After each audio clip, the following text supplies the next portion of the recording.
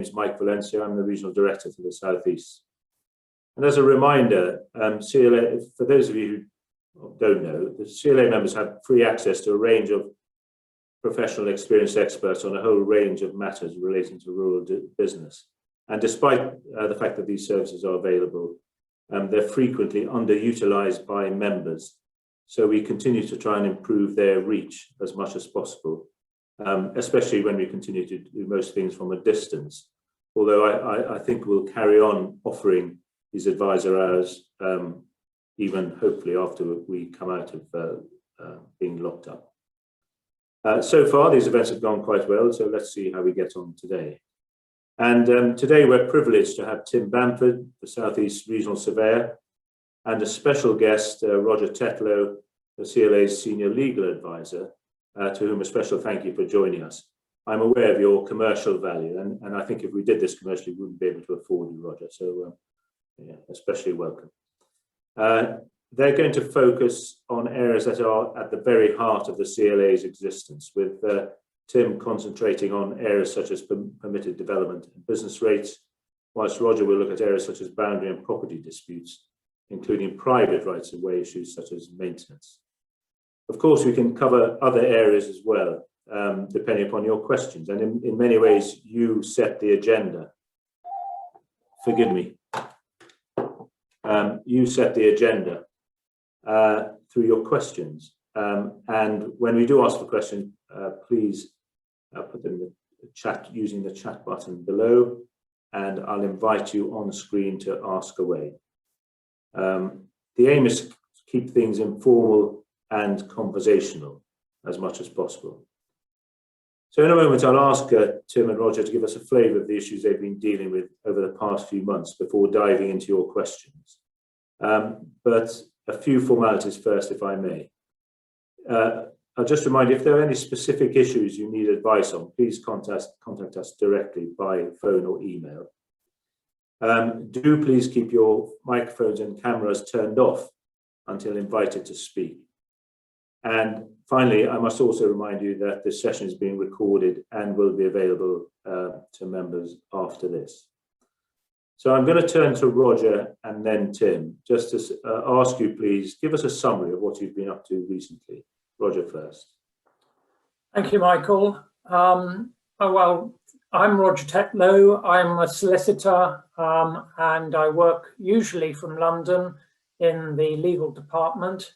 There's a team of 6 of us there doing a whole range of subjects relevant to the countryside and rural legal issues. Of course, since lockdown, we haven't been in London. We've been scattered to the 4 winds and we're working from home and thankfully able to carry on pretty much as usual with our mixed bags of legal queries and issues that come up on a daily basis from members. Personally, my workload tends to be revolve around conveyancing issues and things like boundary disputes, private rights of way. I also deal with things like other easements and covenants, a bit of advice on property development, if only to ensure that members make sure that they get good professional advice from someone who is an expert in that field. It's not a field to dabble in. And then I also advise on business tenancies as well, the Landlord and Tenant Act. We've got another solicitor who deals entirely with residential tenancies, which is a big area. And then we have another barrister who deals with all of our agricultural tenancy issues. So I hope that gives you a flavour. Thanks, Roger. What about you, Tim? Morning, all. So, I mean, I sit, for those of you who don't know me, I sit within Michael's team in the South East. So I'm a land agent rather than the clever person that Roger is as a solicitor. So my work is wonderfully varied, I would say, in the regions with Michael. So, I mean, even the last few weeks, we've done everything from fly tipping, countryside stewardship, gearing up for applications the next couple of months. Glamping and pop-up campsites continue to be at the absolute front of members' minds at the moment. And then, yeah, business rates, general planning inquiries, and increasingly costs of water which is a private commercial supply company in parts of our patch, who have been fairly troublesome to a number of our members. And so Michael and I have been liaising with them as to how we best sort member queries on that one. So it's been a weird, and as I always say, wacky month or so, but rather interesting. Okay, thanks, Tim. So you mentioned business rates. Let's just ask you a simple question first. So do all businesses have to pay rates, first of all? Generally, yes. Agriculture is exempt. So the core farming businesses of most of our members will not pay business rates on those properties. But other than that, yes, somebody is generally liable for that payment. But so what if somebody is not rated then? This is something that comes up time and time again, certainly with the farming rural businesses, where understandably people have looked at what assets they've got, whether that's an old tractor shed, grain store, and let it out, quite often on very short term or flexible arrangements, which have then turned into longer term arrangements. And yeah, it's those people who are often not rated. If that happens, there are two options. Historically, and obviously technically not correct, we probably would have advised most members to just stay quiet. The reasons for that is the onus is actually on the local authority who are responsible for collecting those business rates. But increasingly, I think we're changing our tune for two reasons. COVID meant that anyone who actually was in a rated property suddenly was eligible for various grants. So if you weren't rated, that did cause a headache. Also, the way the revaluation period works, it's a 5-year revaluation. So the last revaluation was done in 2017 based on 2015 rental figures. We were meant to have a valuation this year. Obviously, COVID got in the way of that. And so we're now looking at a revaluation in 2023. If you are rated, let's just say the day before that revaluation happened, they can backdate that payment right to the beginning of 2017. So what we are now saying is actually, if you are rated and you are likely, or your tenants are likely to qualify for a relief, it may well be worth telling the local authorities that actually they are missing something, because then you can get on the system and hopefully still pay absolutely no rates. Okay, I suspect people may have some other questions around that area. And you talk about sort of bills. So if I were to receive a bill and I disputed it, I felt it was wrong. What can I do? Can I appeal it? How do I go about doing that? It is certainly not the most straightforward of procedures. The government brought in what they call a check, challenge, and appeal process. So the first thing is all of the information is available on the VOA website. If you literally just Google check my business rates, it will take you to a postcode search where you can look at what your valuation is and generally how it's being calculated. So the first part of that 3-stage process is that check bit. So you can obviously look at what you've got, and then you can look at what other neighbours, other similar properties have done. On that website, you'll be able to see the check similar properties, and that will show where they think those comparables are coming on. And it's largely done on comparable evidence. They have an awful lot. So they'll have lists and lists of, say, 100 holiday cottages that they've rated. They might look at your holiday cottage and go, that's similar, and they'll rate it accordingly. So you've got, the first bit is to check that. And often it is wrong. It's wrong on terms of size. They may not have taken into account the condition of the building. They may think it's a brand spanking new shed, whereas actually it's a 40-year-old at-cost barn that is not comparable to something that they've got. So you always have to check that. After you've checked it, you can then challenge it. So that's when you or an agent can submit a ream of information basically telling the authority and the VOA that they've got it wrong and why they've got it wrong. They then look at that, assess it, and then if they still find against you, you can then appeal that at tribunal. And just finally on the sort of business rates aspect, perhaps a difficult question: is it ever advisable not to appeal? Yes, it's a really good question. Yes, if obviously you want to appeal it if that particular property is wrong. Like business rates, like planning, if you do these things, you will probably get bods on site.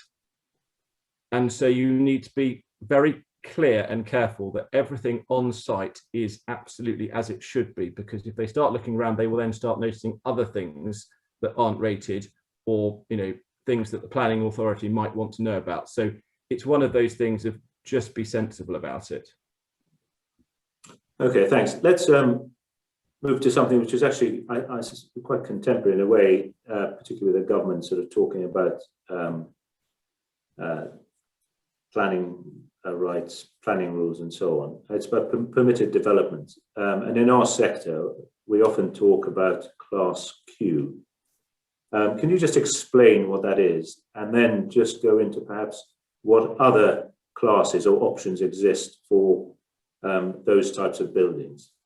So Class Q is the conversion of an agricultural building to a residential unit. It used to be Class M back in the day. Huge amount of CLA lobbying basically allowed us to convert up to sort of 500 square meters of ag building. It's now a bit more, to residential, 5 or 7 residential properties. Hugely successful. An awful lot of members have done it, but it can only be done in areas that aren't designated. So the Southeast has an awful lot of AONBs and national parks. It does not apply in those areas, but it's been a really useful value add tool. That's for residential, but obviously not everybody can or wants to convert buildings to residential. So there are other options, and the most common one we call is called Class R.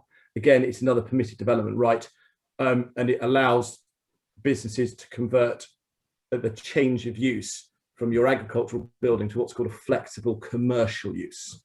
And that can range from everything from shops, storage units, distribution units, offices and business premises. So it's a really useful opportunity. Well, and is it straightforward? What do you need to gain this sort of consent? As with all these things planning related, some is relatively straightforward, others are not. So there's 2 bands in Class R. One is from up to 150 square meters of internal space, if you like.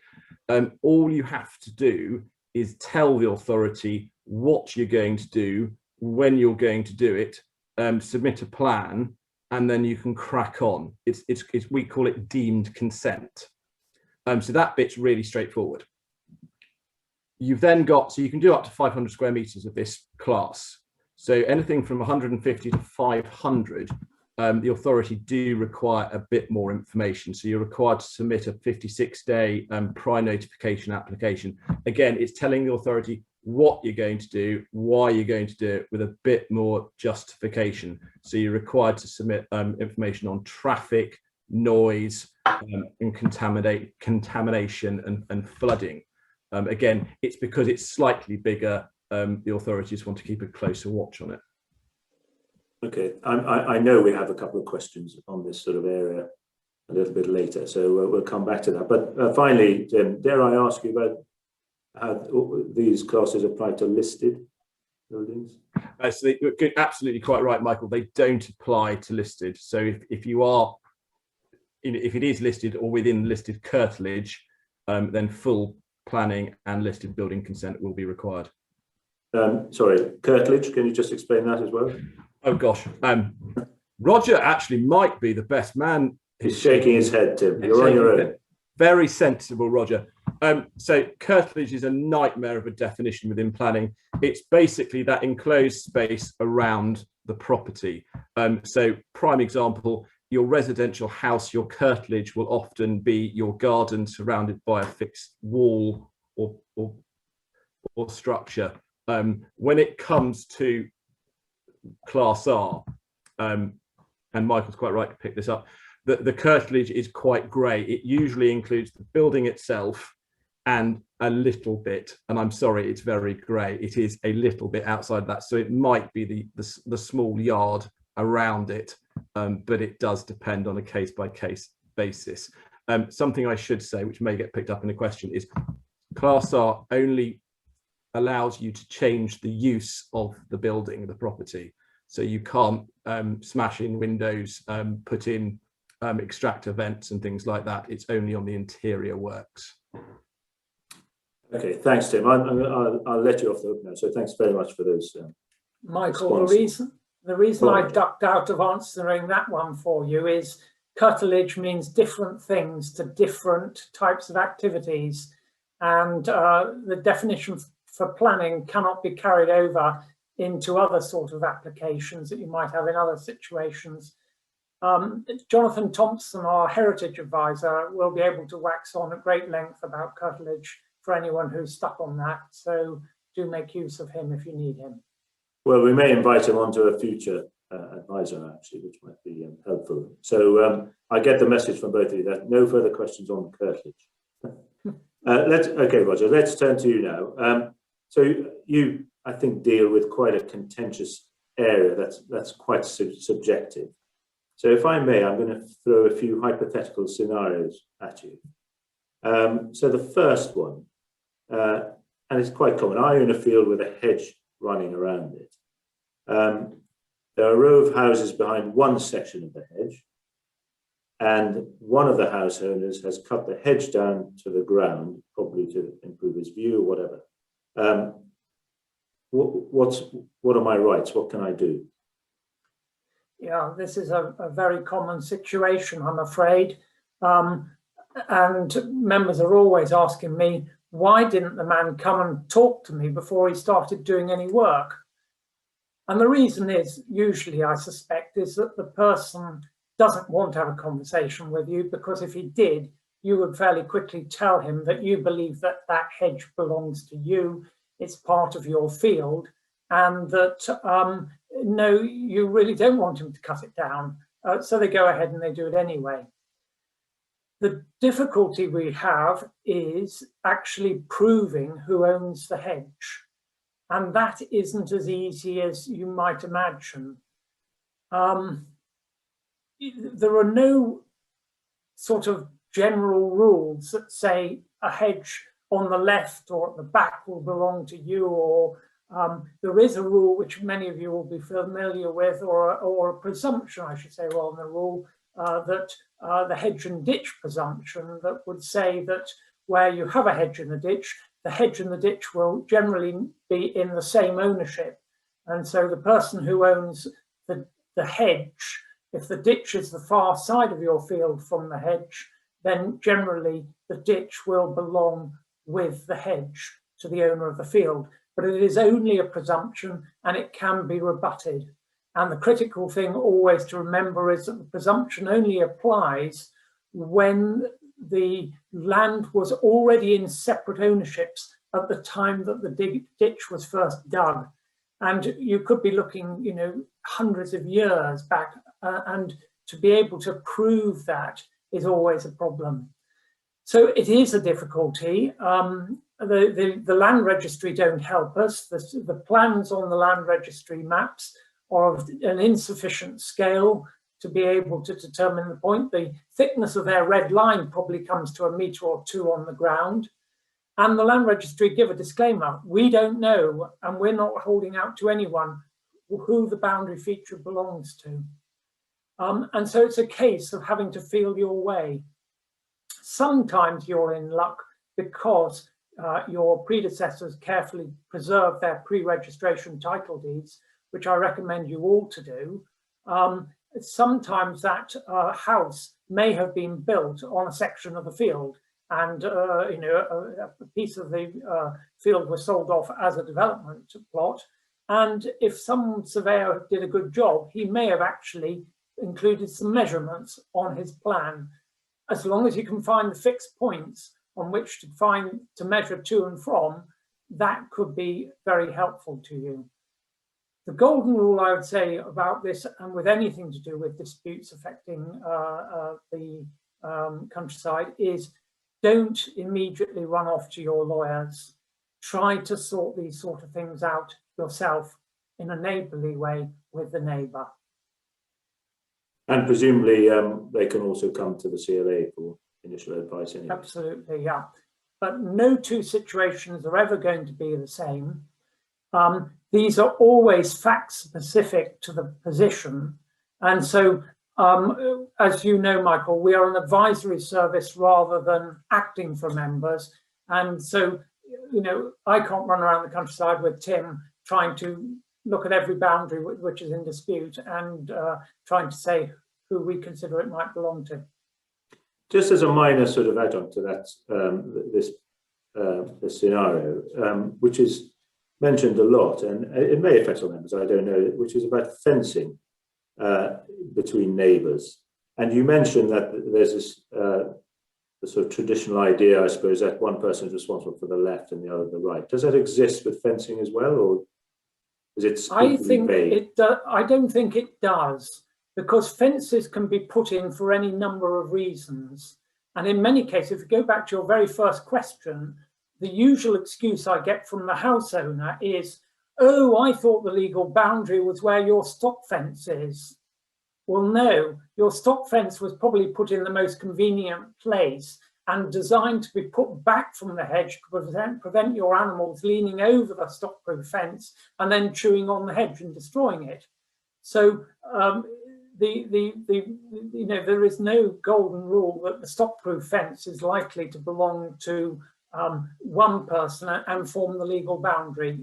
Thankfully, judges are very familiar with that idea and will say that fence was not erected for the purpose of delineating the legal boundary. But one point I should touch on whilst you're on that one is the Animals Act and Section 4 of the Animals Act, which is that there is a legal obligation on the owner of livestock to prevent their animals from breaking out. And they are liable for any damage that their animals cause if they do break out, with the proviso that it is the farmer or the owner of the livestock's responsibility to maintain that boundary. If it happens to be someone else's responsibility, i.e. the adjoining landowner is under a covenant to maintain that boundary, then in those circumstances, the farmer won't be liable. Okay, I want to ask you about responsibilities of moving national border boundaries, as the Belgian farmer did into France. Just to go on to another area. So, and this is, I suppose, about sort of establishing a right, if you like. So for a long time, my neighbour's driven down a track running across my land. On my deeds, the track is shown as belonging to me. And they also don't mention this person being allowed to do this. Can he be stopped after a while, or because he's done it for a while, it means he can continue to do it? Yeah, I think you're touching now on the concept of prescriptive rights, which I think most landowners are familiar with. It's the same in many circumstances, different framework of law, but with the general public walking across your land and the ability for them to create a new public right of way if they do it for a long enough period. We have the same concept in private rights of way, that where someone in your scenario has been walking or driving along a route across your land for a minimum of 20 years, and you as the landowner haven't taken any steps to stop them. You've been aware it's been going on, but you haven't done anything to stop them. You could have stopped them and said, go back, you don't have a right to come across my land.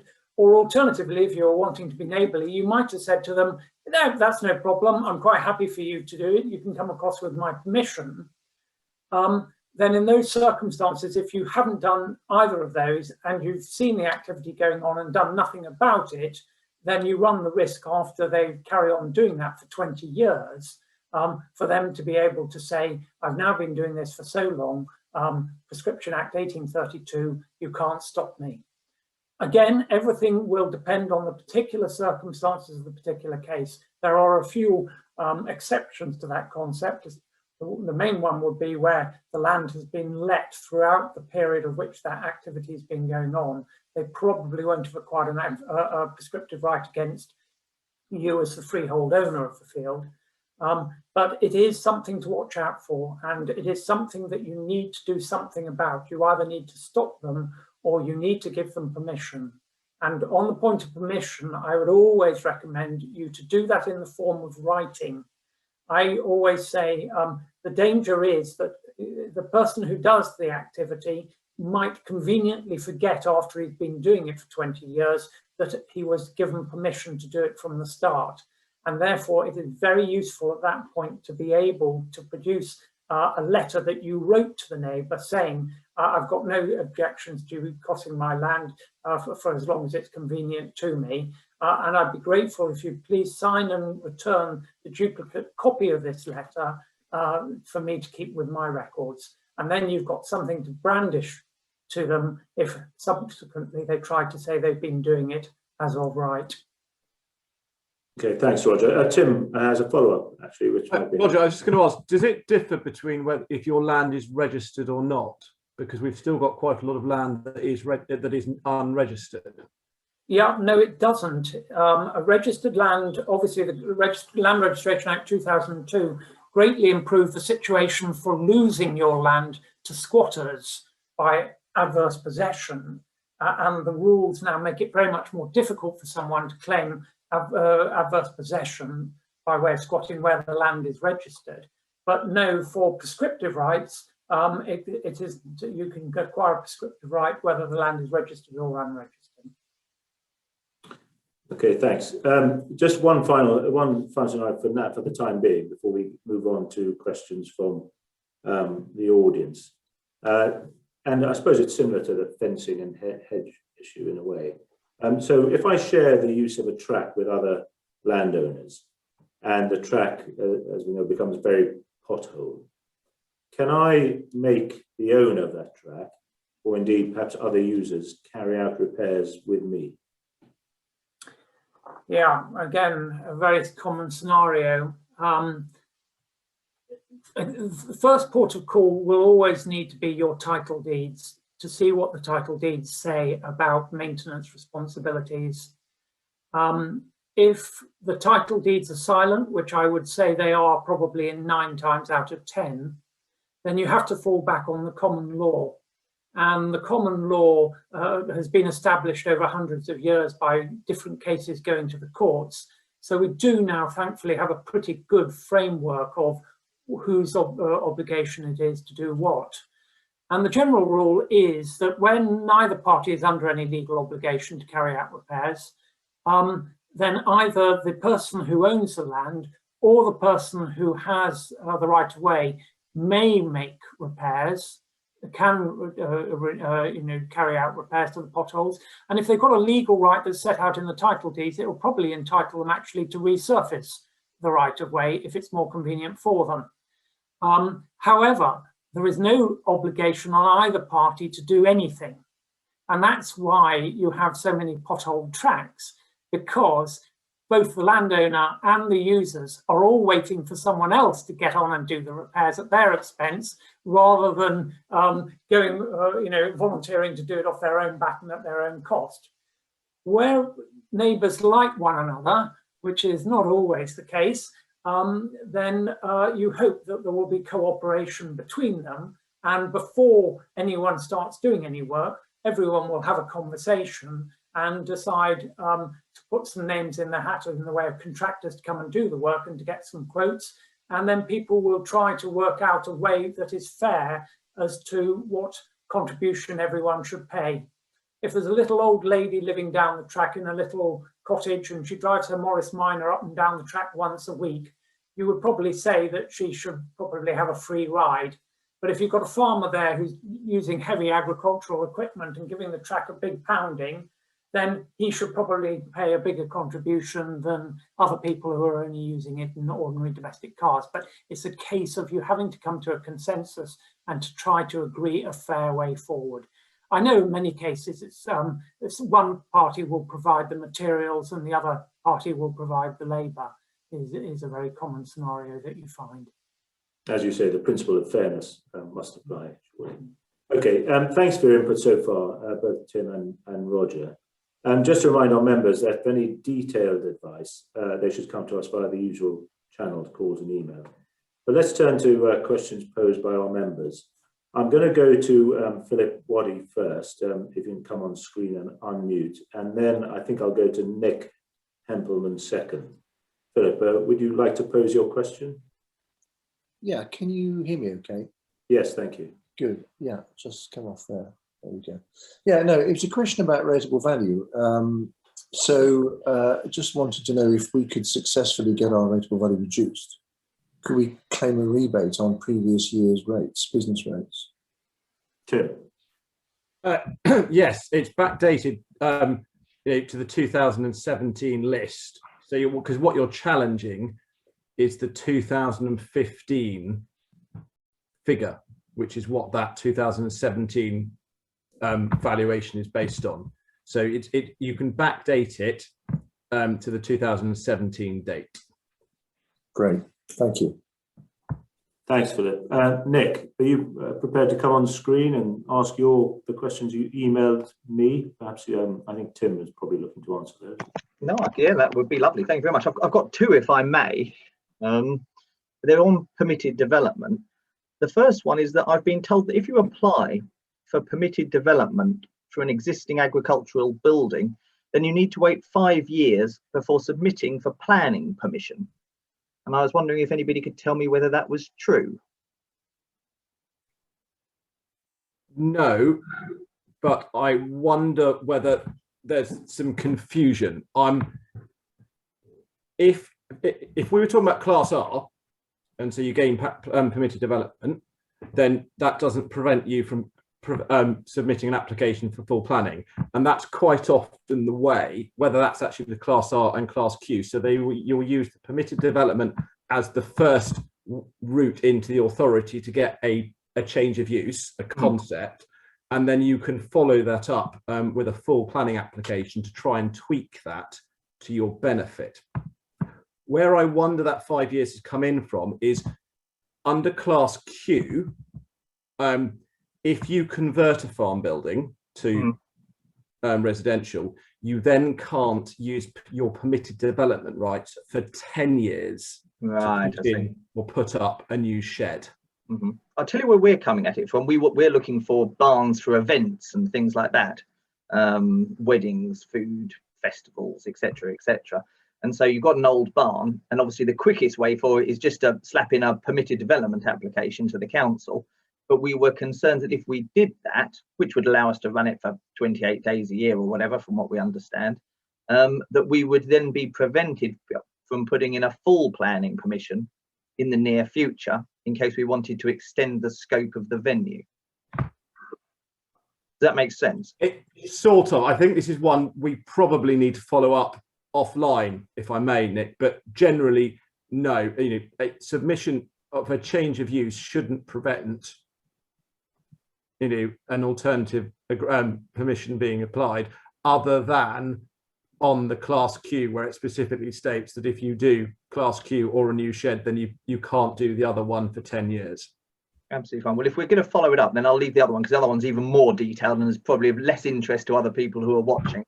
So I'll pass over to somebody else, but thank you very much for the answer. Nick, I think Tim we can get that second question answered separately by email, if you're happy with that. Okay, yeah, lovely. Thank you very much. Great. Okay, thanks. Let's turn to James Hole.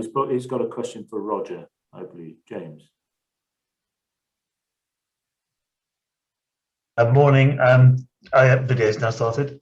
Yeah, we've actually got two neighbours. They've got two different tracks that cross our land. We have an obligation to maintain them to forestry and agricultural standard. They supply access to two valuable properties. Both owners have approached us wishing to upgrade the tracks at their cost to a tarmac finish, they will take on future maintenance obligations to maintain its tarmac. But are there any other considerations we should be putting in place? I think, James, in that situation, the most important thing is that you have set out in writing what the new agreement is going to be, because it's a change from the existing arrangements. And I think you need something in the form of evidence for the future, in case after they do a really good job now, they subsequently leave, and then the new house owners are not so keen in keeping up the improved standards to the standard that the previous owners were interested in keeping it in. Yeah. And I think that where you need to watch out for in that scenario is that if you are using that track with heavy equipment, that you need to ensure that the specification of the track is going to be such that your normal activities on that track are not going to damage the surface of it. Because otherwise I can see there's a real risk that if it does wear prematurely to what they're expecting it to wear, that they will be looking to you to put it back to the condition they put it into, because you're the one that caused the damage. Exactly. So important thing. I mean, it is possible. It's another very common scenario. How much repairs do people do? Do you just do a patch up that you're going to have to redo in 3 or 4 years time? Or do you do a once in 30, 40 years job and put in a really substantial concrete road that's got decent foundations and is going to be there for your lifetime? And it's a case of working out with the people involved what it is that everyone's trying to achieve, and then who's going to pay for that. You happy with that, James? Yep, perfect. Thank you. Okay, thank you. We'll move on. Another question for Roger. Simon Bosley has a question that I think is, again, quite a common scenario. Simon.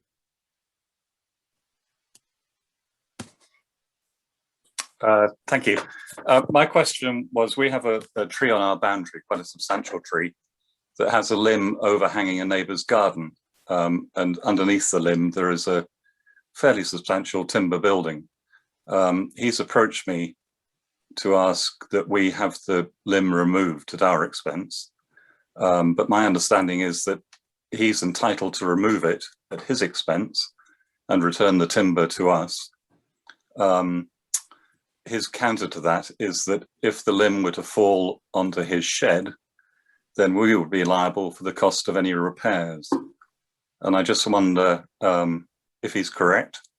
And secondly, what other people's experience is in negotiating a compromise. Yeah.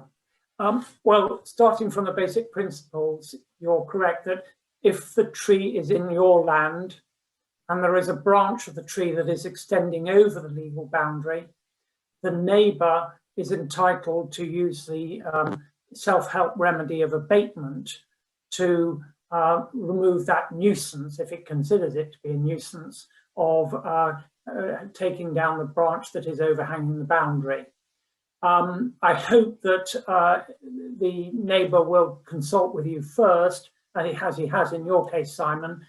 Frequently it isn't, and the job can be done in a very messy way, causing harm to the tree and leading to it becoming diseased, and then you're in a far worse situation. So often landowners actually will agree to do the work themselves because they want to ensure that the tree is tackled by a competent tree surgeon who knows what he's doing.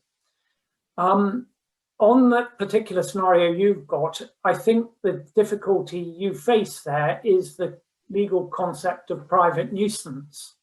And in essence, what that concept says is that one landowner shouldn't be doing something on their land which is the detriment to their neighbour and causes their neighbour to suffer harm in some way.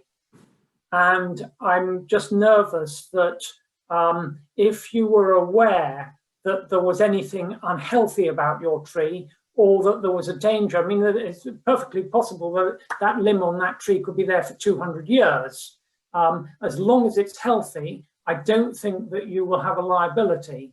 But if you have doubts as to the health of your tree, or that limb looks as if there is a danger that it could drop, then I think you owe your neighbour what's called a measured duty of care to protect him from the harm that could arise. In a situation where if you had a violent storm and the tree was in good health, but that tree fell or a branch came off onto the neighbour's building, I think actually you probably would escape liability in the first instance, because you wouldn't have had notice that there was a problem that you needed to address. I think that the fact that the tree branch just happens to grow across your neighbour's land doesn't mean that it's necessarily a harm. He has a remedy available to him if he wants to do something about it. But I think that in those circumstances, whilst the tree is healthy, you're probably all right. However, what I would say is that I think you need to discuss that scenario with your insurance company, because they need to be aware of the potential risk. And I think that the insurance company may have something to say themselves. It may be that they, in the circumstances, if it just happened to fall and no one was expecting it, that would be an insurance claim, and they would therefore, in those circumstances, pay out.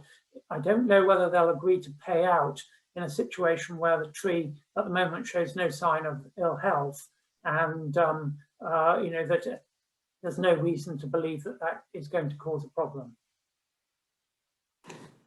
Thanks, Roger. I'm going to go to Jackie and then to Annie Brown.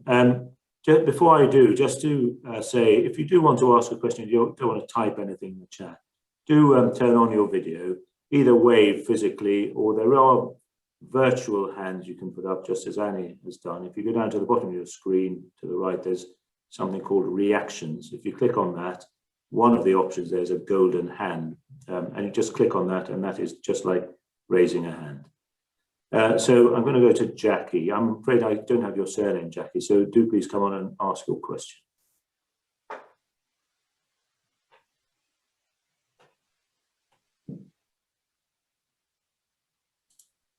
Perhaps not. Okay, I'll go to Annie first, and then if maybe Jackie can come on after that. Annie.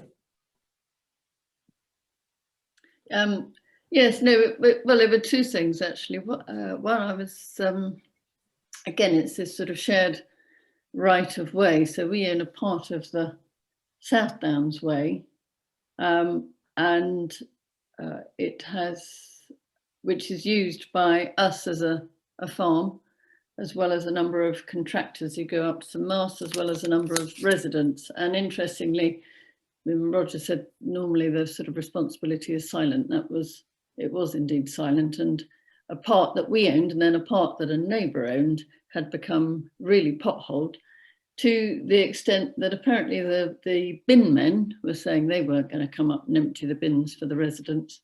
And then one of the lads gets a taxi to a special school, and the taxi driver was saying they didn't think they could.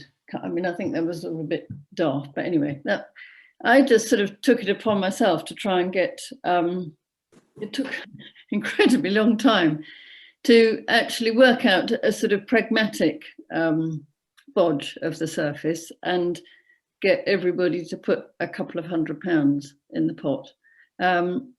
And we managed all except for one in the end, one resident who actually didn't.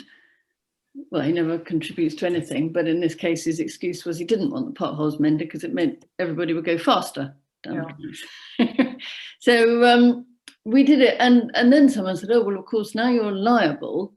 If anybody comes off their bicycle or something, there's a liability because they've put some resurfacing on it. I mean, you can't win with this stuff. So I just appreciate any thoughts on that. Yeah, I mean, the first thought is bear in mind that if the right also happens to be a public right of way, be it a public bridle way or a public footpath, different rules apply in those circumstances. I'm delving into the law now on public rights of way, and my colleague Andrew Gillette will be able to help you much better than I can on this, but you need to bear in mind that where it's a public right of way, the surface is vested in the highway authority. And so they are responsible for the surface. That doesn't mean that they have a responsibility, or that they have a duty to maintain it. They have no money to maintain public bridleways and public footpaths, and as a result, that's reflected in the status of many landowners take it off their own backs to do works because they just don't like the way that they look, and they feel sorry for the walkers. But if you're going to do any work on those sort of tracks, you need to first of all have a discussion with the public rights of way officer, because you're working on the land owned by the county council, and they may have a say on the kind of works that should be carried out. Yeah, the occupiers liability is another bespoke area of law that my colleague Andrew Gillette needs to come back on here and have a chat with you all about on another day. But essentially, you shouldn't face a claim from other users who have a right to be able to use the track. You will have a duty, though, still to be responsible for visitors to your property. What can you do in the situation where the person isn't willing to pay? I think you've got really only two choices there. You either get everybody, what I've often tend to say to members is it's a bit like penning sheep.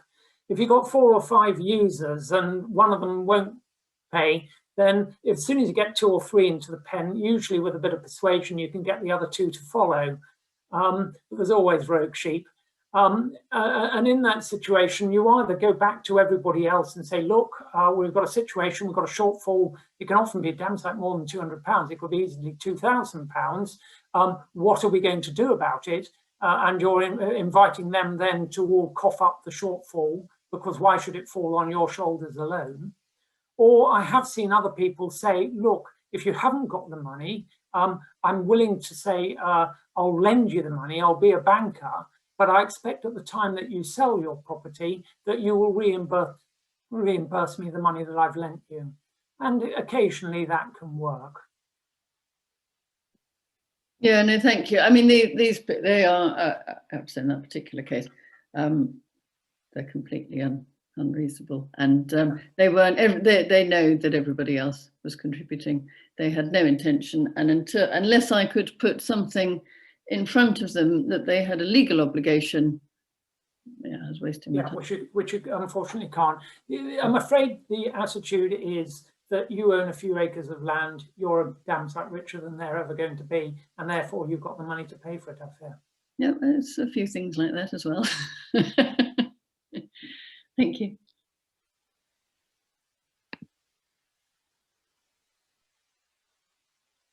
Did you want, Michael, did you want me to tackle Frank Lucas's comment on Google Maps in the chat box? Yes, I was actually going to ask Tim to answer his. Frank, if you want, and then perhaps come to you, Roger. So Frank, if you want to pose your question.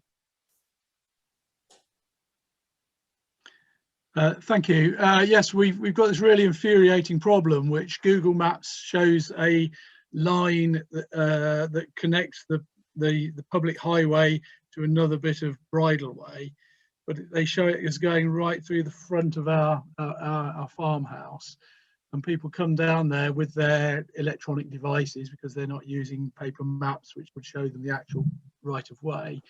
And it's a real frustration, and Google Maps have done nothing. I've made repeated requests to ask them to remove this line.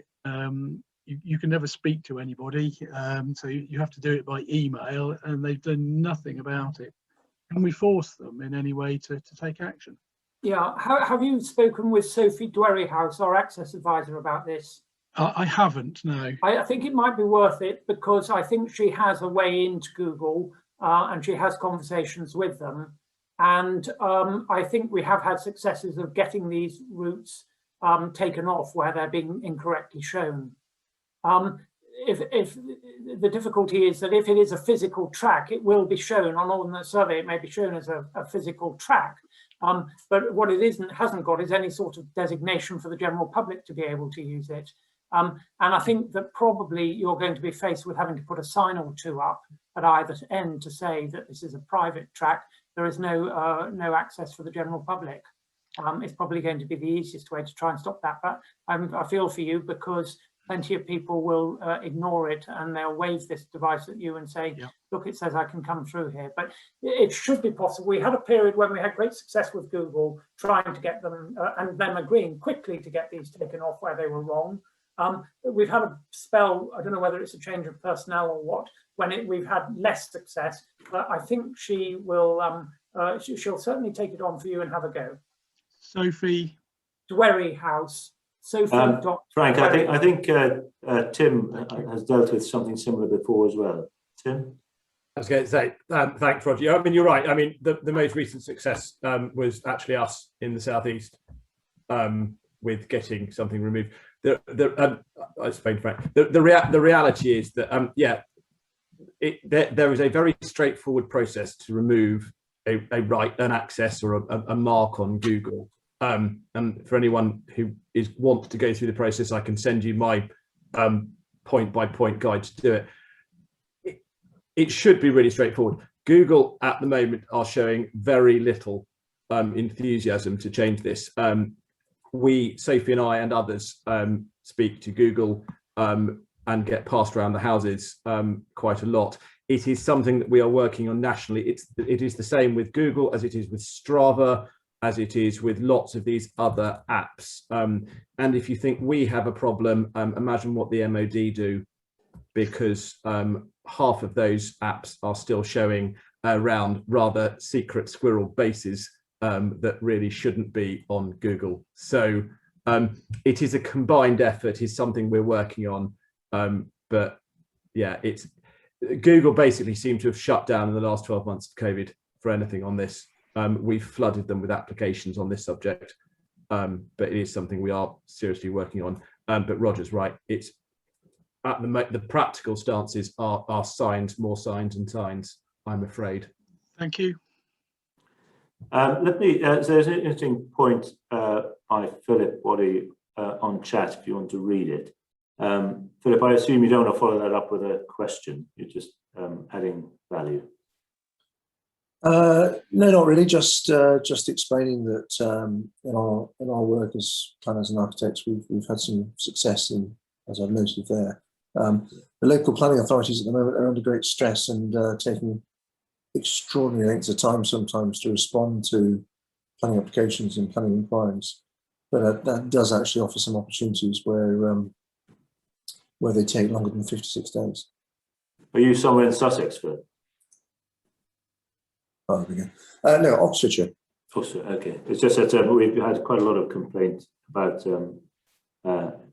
areas in Sussex, and I think there's a shortage of staff. This is what they cite down there. I mean, it is frankly a scandal because the economy's shot. We need to get building. We need to get the economy moving again.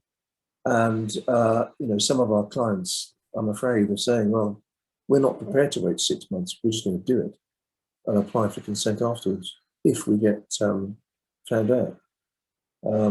But so long as you've got a system which is dysfunctional and under-resourced, it is frustrating, really frustrating. Well, the CLA is sort of campaigning for a simpler planning system. If I may jump in, Philip's absolutely right. This and Michael, this has been a bane of every authority. It's not just Oxfordshire, it's not just Sussex. It's the whole patch at the moment, and I suspect it extends even further. We've raised this with government because not only was it the people who were putting in very good applications for simple projects or even complicated projects, the knock-on effects. So we've had European money through the ERDP, which ran out at the end of last year, was required planning consent when authorities were pushing back decisions by 3 or 6 months. That meant that all of that grant disappeared for our members. So it is becoming incredibly important. And yeah, it is something we are discussing with the big bods at the moment. Fenella Collins, our head of planning, is leading on that. Thanks, Tim. And Nick, I'm sure Annie will take note of your comment about the South Downs National Park Authority. But I've got one more question. Simon, thank you. Good to see you. And One more question for Roger, and then I think we'll have to wrap it up because the hour will be up. A question that was sent to me, Roger. So I own my farm road. The road's also used by 2 other property owners who own cottages which were once part of my farm. I'm concerned that fly tippers might drive partway up my farm road and dump rubbish. And so I want to put a gate up adjoining the highway and lock it. Am I allowed to do this? You're on mute, Roger. Thank you. Again, this is a highly contentious issue. And the starting point for it will be, again, always look at your title deeds, see if there is any reference in there of specific wording that might relate to putting up gates. Again, it's not the norm, but you must always check to see what the deeds have to say.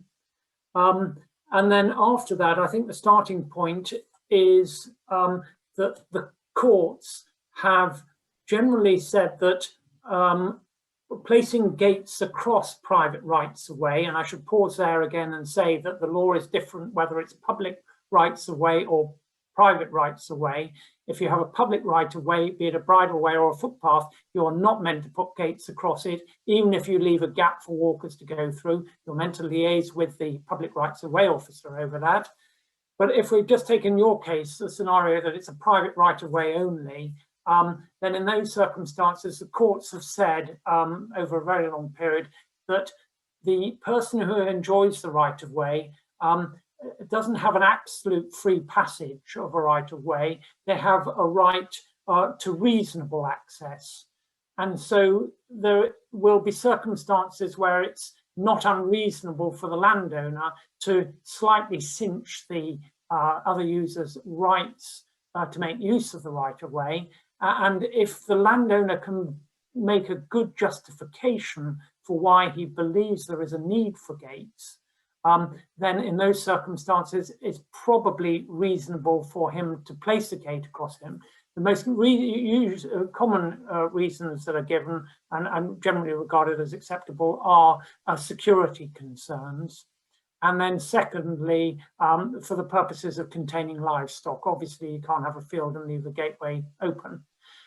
However, the courts have always been consistently clear that locking a gate across a private right of way is an unlawful interference with users' rights to be able to use the right of way.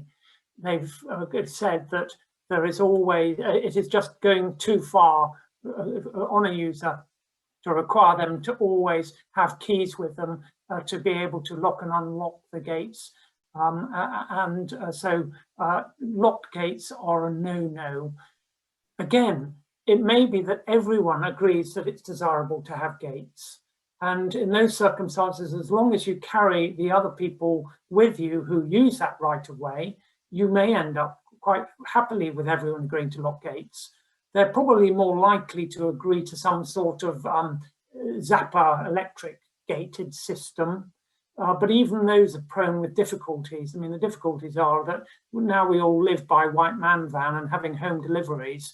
And if they don't know how to get through the gate, then they either chuck the parcel over the gate or they go away and tell you to come and collect it. So unless everyone's prepared to agree to a setup, and I would suggest that, you know, it needs to be unlocked, then you're not going to be allowed to put a gate up and then lock it. Okay, thank you, Roger. Okay, that sort of brings us to an end, of this particular event. I'd just like to thank Roger and Tim particularly for giving up their time and providing some useful advice. And of course, to thank all of you for attending. Please look out for our forthcoming events on our website.